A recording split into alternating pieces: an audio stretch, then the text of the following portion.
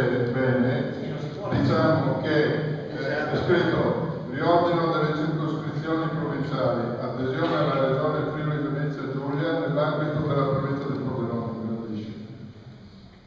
Ecco, sono stati favorevoli al Friuli Venezia Giulia i consiglieri Magnoliolo Luigi, Sud Chetti, Calabrò Salvatore, Pigafetta Michele, Sud Jacopo, Sud Giulio, Danieluzzi Cinzia, Calcomai Gianluca e Moro Alessandro.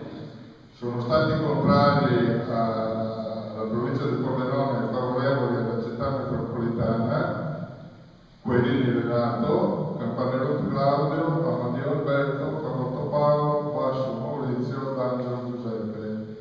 Si è astenuto il consigliere Coccolo Alessandro, che probabilmente non facciamo commenti. Se uno fa dei commenti, perché se sono stati fatti commenti sugli altri, tutti fanno anche allora, diciamo per ordini superiori, va bene? Ma non è giusto fare i commenti sugli altri e su queste persone che penso che siano molto validi il suo voto. Allora, diciamo che si è tenuto per ordini superiori. Ecco, allora adesso lo sappiamo perché. Quali sarebbero gli ordini superiori? Quali sarebbero gli ordini superiori? Nessuno risponde.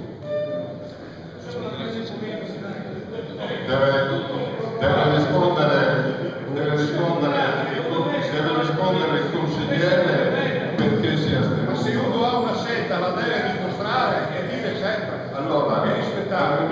visto che in campagna elettorale si è sempre dichiarato favorevole al Friuli Venezia Giulia e in questa occasione ha detto no, è lui che deve giustificare il no. Diciamo noi che dobbiamo giustificare. Noi diciamo in maniera molto blanda per ordini superiori. Poi abbiamo capito, grazie. Grazie. Allora si chiama Coccolo perché è stato coccolato.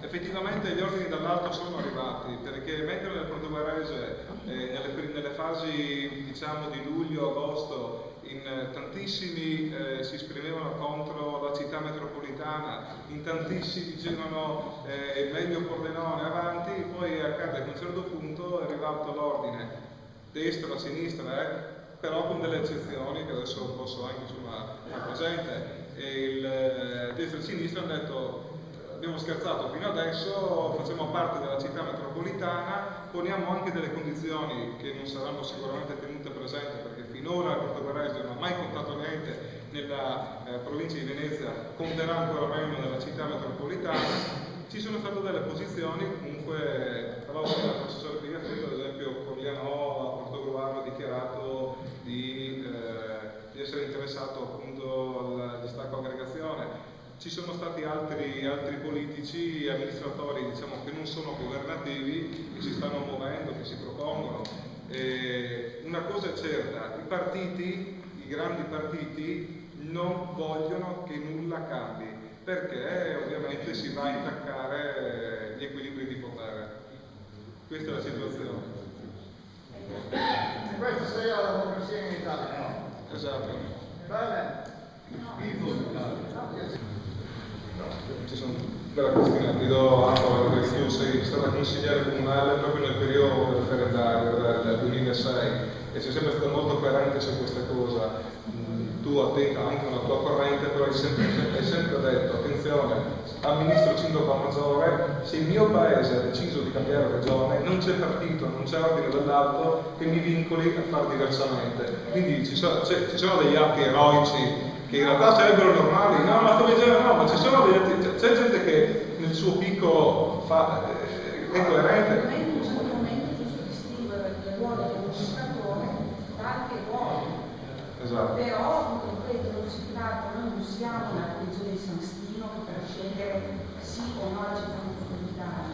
Cinto ha una situazione completamente diversa da San Stino, da Portogruaro, perché a Cinto ci stanno conferendo che cresce il limite.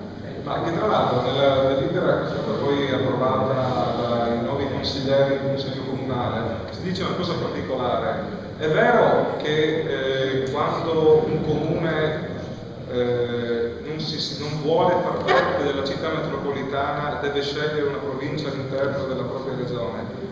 È vero, perché si applica un articolo della Costituzione, il 133, che dice all'interno della stessa regione ci si può spostare, d'accordo? Ma Sindaco Maggiore ha una marcia in più, noi abbiamo già applicato il 132, quindi il politico che vuole disegnare i confini dice Sindaco Maggiore non vuole far parte della città metropolitana, perfetto, dove vuole andare? A Pordenone, ma Pordenone è un'altra regione. Ma ha fatto il referendum per andare di là. E allora lasciateci andare. L'abbiamo detto dal 92 che vogliamo andare a fare sotto Pordenone.